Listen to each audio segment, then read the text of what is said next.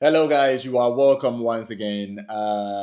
This is 2025, and we are very sorry that we have been away for a while. Yeah, we haven't posted for some Sundays, and it's because we were celebrating the holiday season with our family. Yeah, So we are very, very sorry.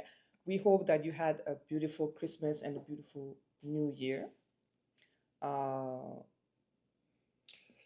and yeah, we are going on today's topic, and it's going to be in series because there is a lot to talk about. We strongly believe that the journey to having our first child, especially our first child, we've got three beautiful, wonderful kids, and the journey in having the first one was more dramatic. There were lots of complications, lots of problems. And we are going to discuss with you, and we hope that you will learn something from it. You'll be motivated by it, and then you will know that it has never been easy. But it's not always easy. yeah, but if you guys are determined and encouraged to go through it together, it is possible. Yeah. Yeah. So get your popcorn, get some drinks, sit back in your couch, relax. As we roll with you as you listen to us as we share our story. So this one will be called the Bet Flex. Bet Flex. God have mercy upon us. You are chillaxing and then watching your Watching a Bet Netflix. Flex. So I think we're gonna use that. it won't be Yeah, bad we, at we all. might change our channel's name, Netflix, for YouTube. All right. So let's go to the main topic right now today.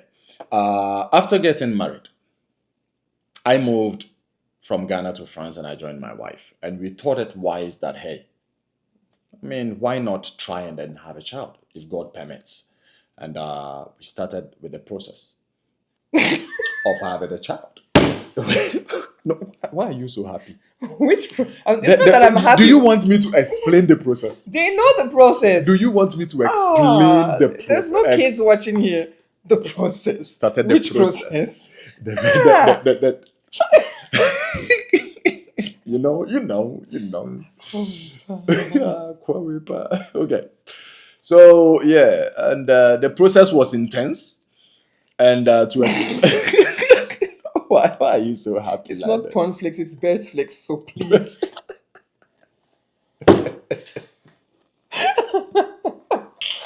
Oh my god, come here. Cut it. Let's continue. So yeah, and so gradually, one day, should I did not pick it. I'll pick you, I'll pick you, I'll pick you. Shake him. I'll pick you. So yeah, one day I was at. I'm going to say it. Oh no, not One, that. yes, I'm going to say it. One day I was at the market and I was, searching for stuff to buy, and then I get a call from my wife. I picked the call, only for her to tell me, "Hey, only for me to pick the call, and she was like, and then what did you say that? I've forgotten the exact words you said. I don't know. Hey. I said I'm pregnant. Straight to, oh, I'm pregnant. I'm like, Because when he left, I had a test. So I said, okay, let me try the test. And I did it, and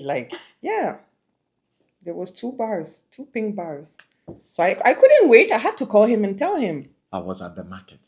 She couldn't even wait for me to get home, give me the news, present it to me emotionally, let it be nice. There and was like, no let me- bed you know, flicks at that time. So I'm not talking about birth. I'm talking about our general life.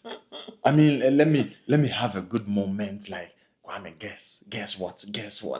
Let me guess a bit and be excited. Hey, No, Kobroni. she didn't give me that moment. She was like, "I'm pregnant."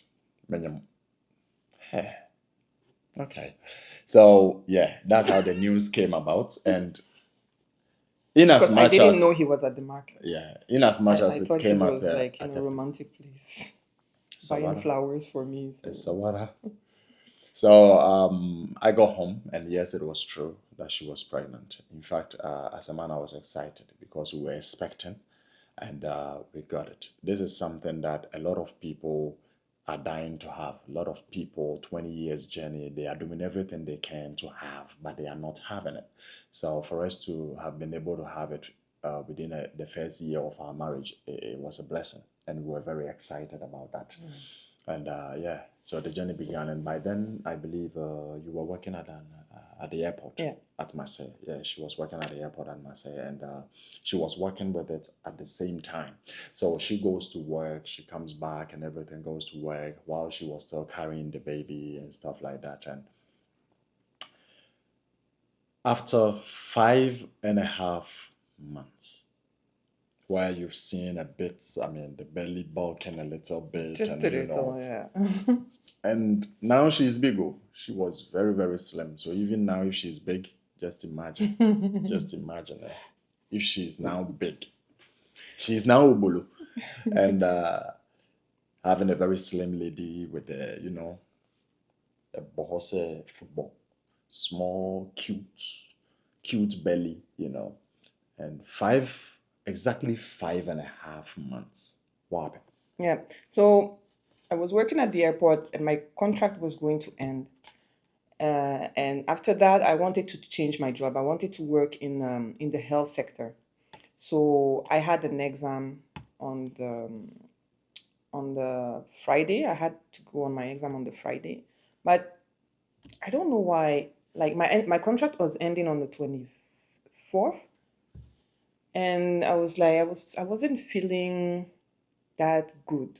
I don't know, but like I was feeling something, but I didn't know what. It was my first pregnancy and stuff, so I didn't know anything about it. I didn't have um, my mom to explain things about pregnancy or stuff like that. So it was more on Google. We were learning on the job. Yeah, We've never and had that experience before, so we're doing it all by ourselves. so it was at night. I woke up at night. Kwame was sleeping, and I wasn't feeling that well. So I saw that I was bleeding a little bit. So I called. I didn't want to scare him, so I called the ambulance and stuff, and I asked them if it was normal, and they told me that sometimes it can happen, but if I'm really scared or something, I can go to check at the hospital. But it's something that can happen. I said okay. So I tried to sleep, and all I was thinking about was my exams because I was waiting for months. I was prepared and The next day, everything. she was going to write Yeah. an exam So she was going to school at the same time whilst working. so I decided to wake Kwame up and tell him that, okay, you know what? I have the exam in a few hours. So let's go to the hospital. Let's just see if everything is okay. And then I'll come bath, and go to my exam. So he took me there. And at that time, Kwame didn't have he knew how to drive, but he didn't have the The permit. French Permit. driver's license. So we went there. We went to the hospital. There was no parking around, so we had to park on the street. And we went to the hospital. They checked and they said no, they can't take care of me because I was 5.5 months pregnant. And at that hospital, they don't take care of premature kids. It's like it's just a normal clinic, a small clinic. They don't do that. So they called the ambulance because they said I couldn't drive.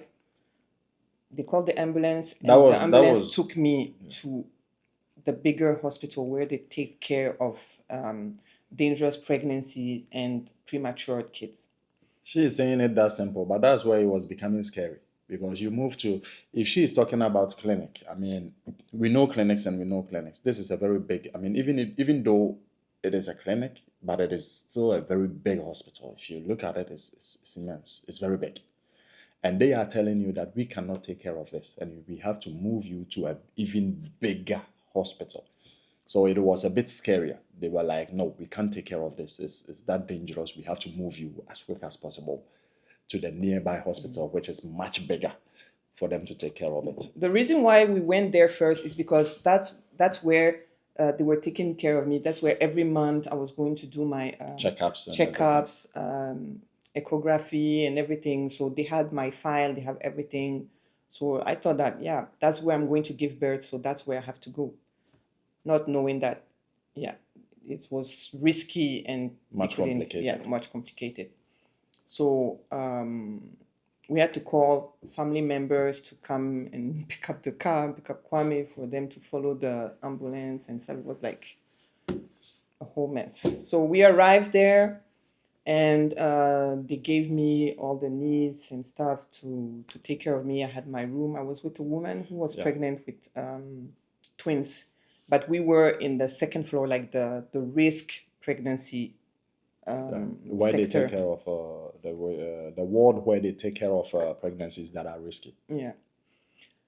So I asked them, like, is it going to take long or not? Because I have an exam in the morning. And they were like, no, forget about your exams. There's no exam. You can go anywhere. So I had to call the school, and they said, oh, don't worry. Like, just do what you have to do, and we'll talk about what you have to do later and stuff. So, yeah, Kwame went back home in the evening. And Because then, I couldn't sleep over yeah, because because there was she was in the someone ward else. with someone Yeah. else, and I can't. I mean, it's a woman as well. I can't be in the same ward with them, so I definitely had to return home and then catch some sleep and come back the next morning. Yeah.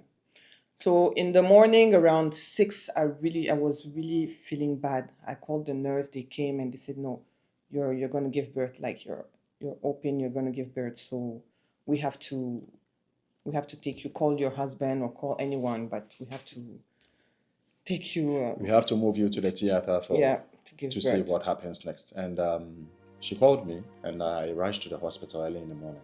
6, 7. Yeah, it was 7. Yeah, 7 in the morning. I had to rush and everything. And trust me, this was my first experience. I've never met anything like this before. So when she called me and told me how they were explaining everything and how how it is going to be dangerous and they have to do everything to take the baby out. In fact, trust me, I had to rush to the hospital and I was in fear, absolute fear. So I went to the hospital and she had been put in a different ward, in a different place where they've put lots of machines and stuff like that with nurses around and everyone, and they are just checking temperatures and other stuff, a whole lot of stuff. And I could see her in pain, seriously, in lots of pain. And it was unbearable. You see, that moment of your life where you see somebody you love so much going through so much pain, but you can't help. You can't do nothing. There is absolutely, the only thing I could do was just to take the palm like this and hold the hand like this. I couldn't do anything. You see her going through lots of pain and everything, but it's more like you are just useless. And that was exactly how I was feeling at that moment. Just useless. And you will see this nurse will walk in, come and do some checks and everything, and then go away. And then sometimes I would just move out and ask the nurse what's going on and stuff like that. And none of them will say anything to me. Nobody will even talk, nothing. Trust me, emotionally, mentally, in every way, I was distressed. And I was alone there with her as well because her parents are actually not in France. They are in Amsterdam. And I have no family as well who was in Marseille.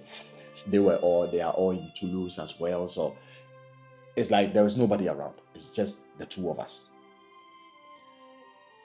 And trust me, it was difficult. It was hard. Then it gets to this particular point, the scariest moment, where